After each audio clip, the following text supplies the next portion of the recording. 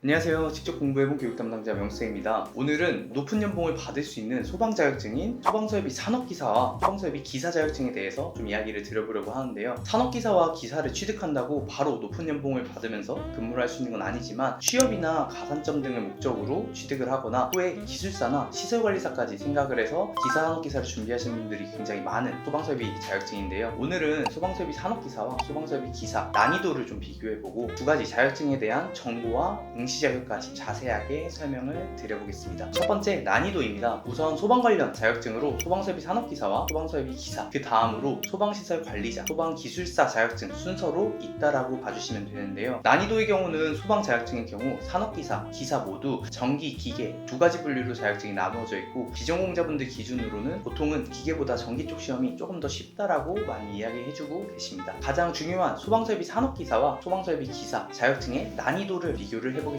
산업기사보단 기사 자격증이 높은 자격증이기 때문에 당연히 난이도도 높을 것으로 예상하지만 실제 출제나 시험을 본 학사분들의 이야기를 들어보면 오히려 이제 산업기사 쪽에 이제 수요가 좀 가장 많은 전기, 소방의 경우는 산업기사와 기사 시험의 난이도 차이가 별로 없다라고 많이 이야기합니다. 오히려 산업기사 시험에서 기출문제였던 복잡한 문제들이 산업기사 시험에서 많이 출제가 되었다라고 이야기하기 때문에 난이도는 거의 차이가 없는 수준이라고 생각해 주시면 될 것 같습니다. 응시 자격이 되는 분들은 기사로 바로 준비해 주시는 게 당연히 더 유리하고 산업기사 응시 자격이 되는 분들은 바로 시험을 봐주시거나 추가로 학점을 좀 더 이수해서 기사 시험으로 넘어가서 봐주시는 게 가장 효율적입니다. 두 번째로 응시 자격입니다. 기능사와 다르게 산업기사와 기사 자격증은 응시 자격이 존재합니다. 산업기사와 기사 자격증은 관련 전공 경력이 있거나 관련 학과를 졸업 혹은 졸업 예정자의 경우 응시 자격을 갖출 수가 있는데 산업기사의 경우 먼저 설명드리면 대학에서 2학년 이상 수료를 하거나 경력으로는 실무 경력으로 2년이 필요하고 혹은 관련 기능사 취득 후에 실무 경력 1년이 쌓이면 응시가 가능합니다. 하지만 관련 경력이 없거나 학위가 없는 분들도 응시가 가능한데요. 고등학교 졸업자분들의 경우 학점은행제란 제도로 41학점을 이수하시면 바로 응시가 가능하고 전문대 졸업자 이상의 학사분들은 36학점만 이수하시면 산업기사 시험을 바로 볼 수가 있습니다. 기사의 경우는 4년제 대학을 졸업하거나 졸업 예정자 상태 혹은 경력으로는 실무 경력으로 4년이 필요하고